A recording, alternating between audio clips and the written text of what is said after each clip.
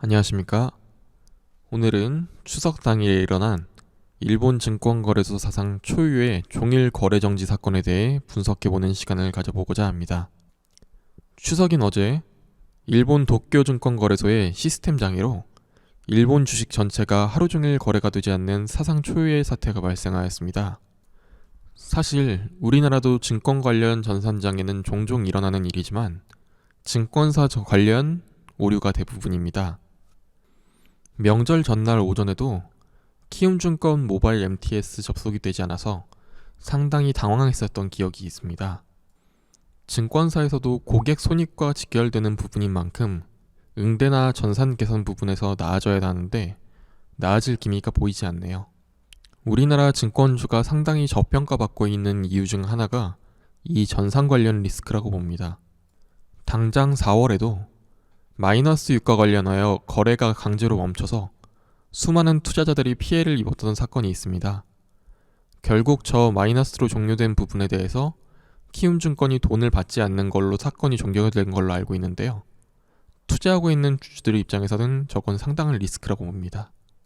다시 일본으로 돌아가서 도쿄증권거래소에서 발표한 거래정지 자료를 보시면 1일 오전 7시경에 메모리 관련 오류가 발생하여 1호 서버가 정지되었는데 여기서 자동으로 반대 서버인 2호기로 주문 데이터 및 전산이 전환되어야 하는 상황에서 전환 시스템이 먹통이 되어버린 상황입니다.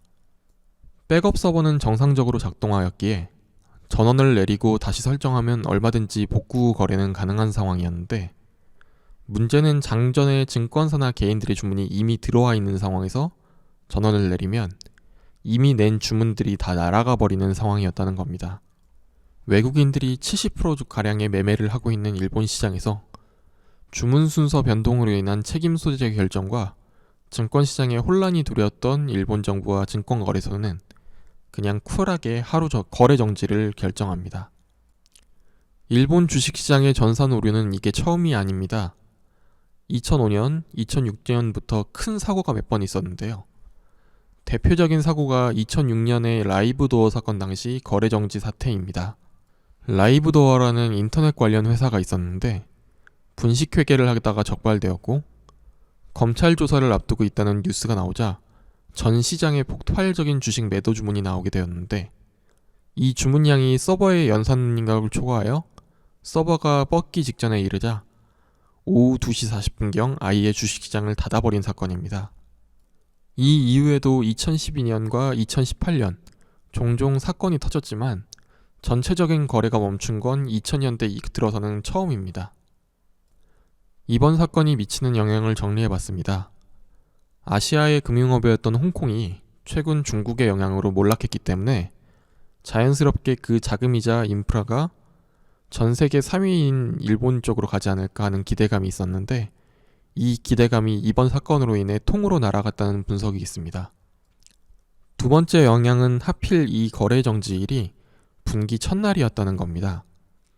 분기 첫 거래일에는 장 초반부터 펀드나 기관 투자자들의 리밸런싱이 활발하게 일어나게 됩니다.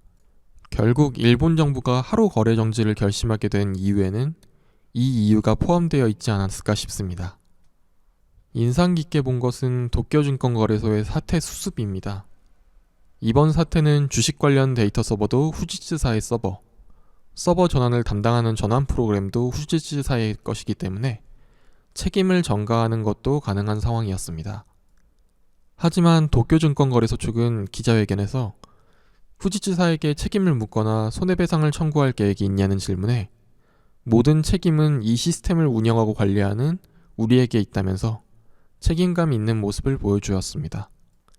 우리나라의 경우 아까 키움증권 사태도 그렇고 과거 몇 가지 큰 전산 관련 이슈가 있으시에 실제로 그랬는지는 모르겠지만 북한의 소행으로 결론 지어버리고 책임을 면피하는 일들이 종종 있었습니다. 저렇게 책임을 인정하는 자세는 우리나라의 기업들이 좀 배웠으면 합니다. 대충 사과 전화 돌리고 몇만원짜리 상품권으로 실수를 대충 때우는 게 아니라 더 큰 문제가 생기기 전에 수습하는 태도는 어느 정도 배울 점이 있다고 생각합니다. 추석 명절 잘 보내시기 바랍니다. 감사합니다.